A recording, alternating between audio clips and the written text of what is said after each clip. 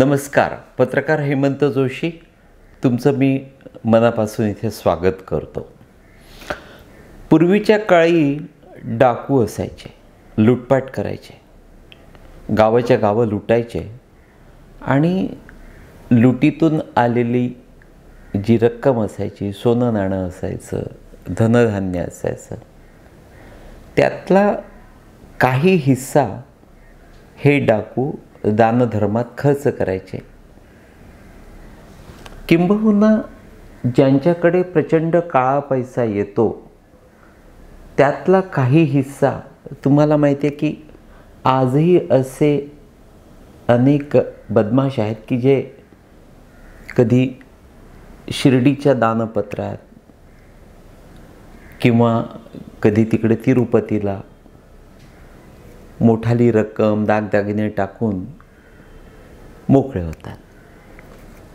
मला असं वाटतं की शासकीय सेवेत, राज्य शासनाच्या नोकरीत जे सरकारी कर्मचारी किंवा अधिकारी आहेत त्यातले काही बोटावर मोजण्या इतके चांगले आहेत, त्यांना मी इथे हिणवणार नाही.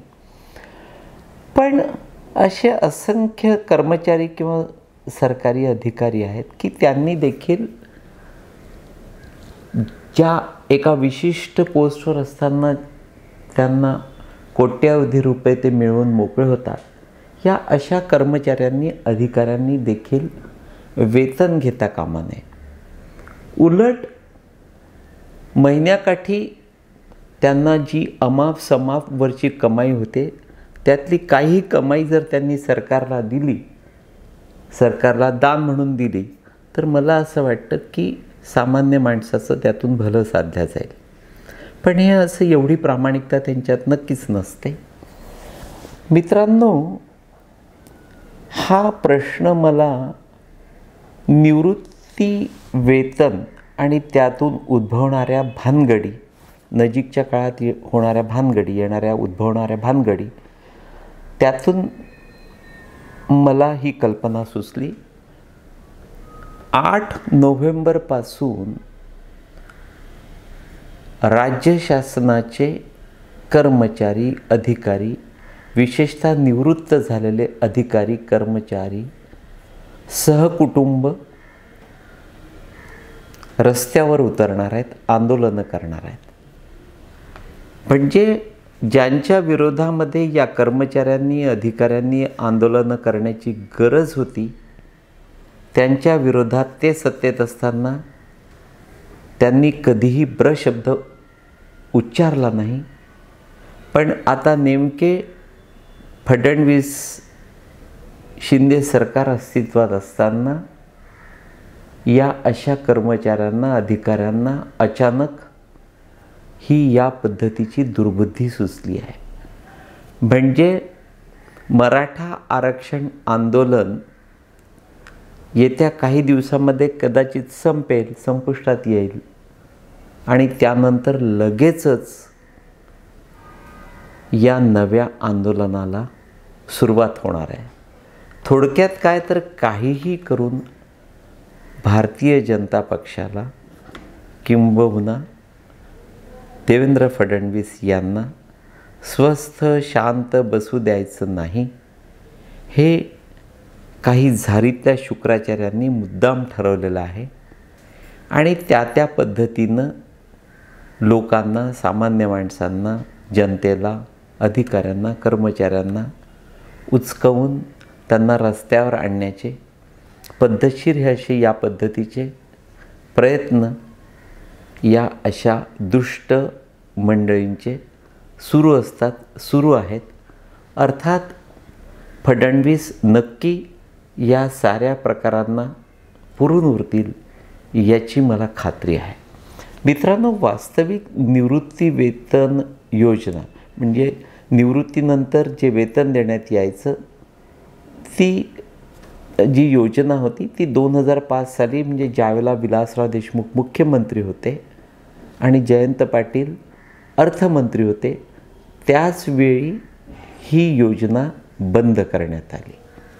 अर्थात निवृत्तीनंतर अचानक येणारं उत्पन्न जर बंद झालं तर काय करायचं, हा मोठा प्रश्न, हा यक्ष प्रश्न अनेक प्रामाणिक अधिकाऱ्यांसमोर, कर्मचाऱ्यांसमोर उभा राहिला. ते अस्वस्थ झाले. त्यांनी त्यांची अस्वस्थता सरकारकडे बोलून दाखवली आणि त्यानंतर DCPS नावाची एक योजना सरकारमधल्या काही अफलातून डोक्यातून उतरली. ही योजना अत्यंत चांगली, म्हणजे सरकारी कर्मचारी किंवा अधिकारी नोकरीत रुजू झालेल्या दिवसापासून त्या कर्मचाऱ्याच्या वेतनातून, महिनाकाठी मिळणाऱ्या त्याच्या वेतनातून विशिष्ट रक्कम कापून घ्यायची. समजा अमुक एखाद्या कर्मचाऱ्याच्या पगारातून, वेतनातून जर महिन्याकाठी 100 रुपये कापण्यात येत असतील, तर तेवढेच 100 रुपये स्वतः शासन त्या कर्मचाऱ्याच्या नावावर करतं.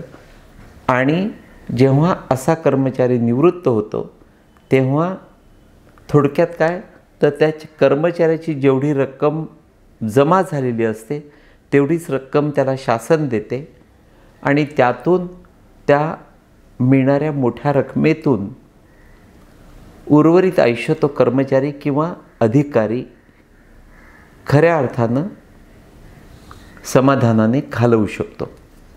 पण ही योजना का कोण जाणे, नेमकं हे महायुती सरकार सत्तेत आल्यानंतर या झारीतल्या शुक्राचार्यांना सहन झालेले नाही. त्यामुळे मराठ्यांच्या पाठोपाठ आता या हरामखोरांनी विशेषतः शासकीय अधिकाऱ्यांना आणि कर्मचाऱ्यांना वेठीस धरलं आहे. त्यांना भडकवलं आहे, त्यांची माथी भडकवली आहेत आणि त्यांना रस्त्यावर उतरण्यास भाग पाडलं आहे.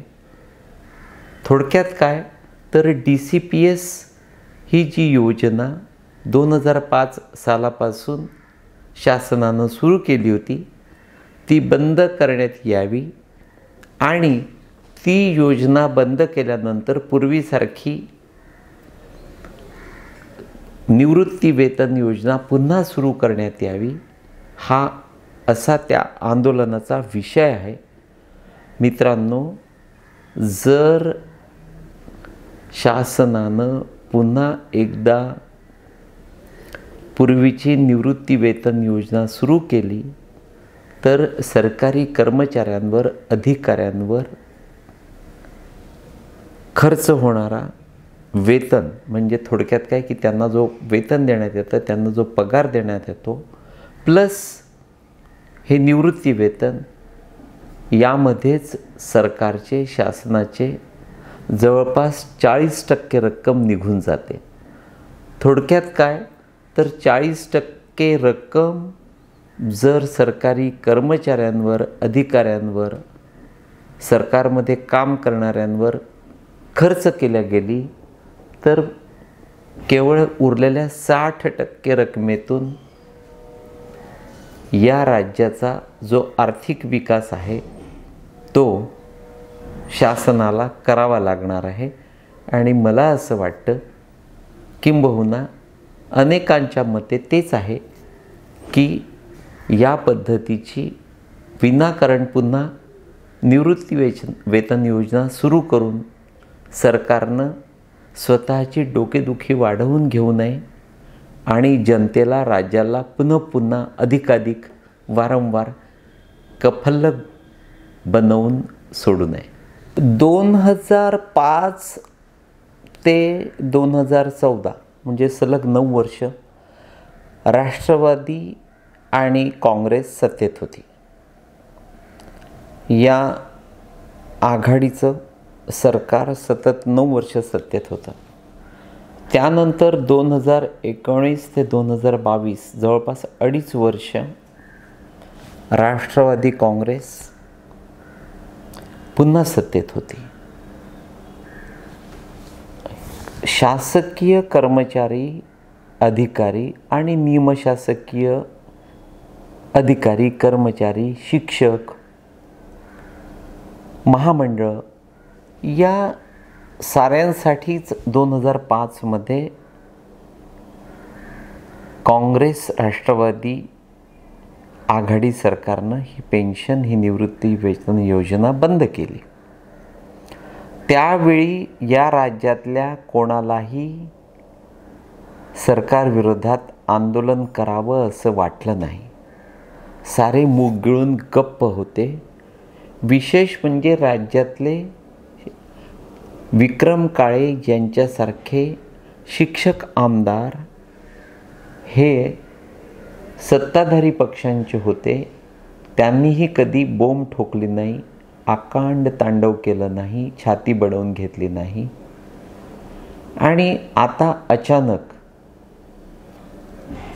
या महायुतीच्या काळात केवळ त्या फडणवीसांना त्रास देण्यासाठी, त्यांची डोकेदुखी वाढवून ठेवण्यासाठी 8 नोव्हेंबरपासून हे शासकीय कर्मचारी, अधिकारी, निमशासकीय मंडळी सारे रस्त्यावर उतरून आंदोलन करणार आहेत.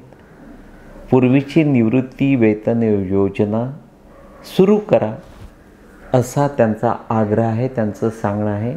त्यांनी त्यासाठीच आंदोलन सुरू करण्याची योजना आखलेली आहे.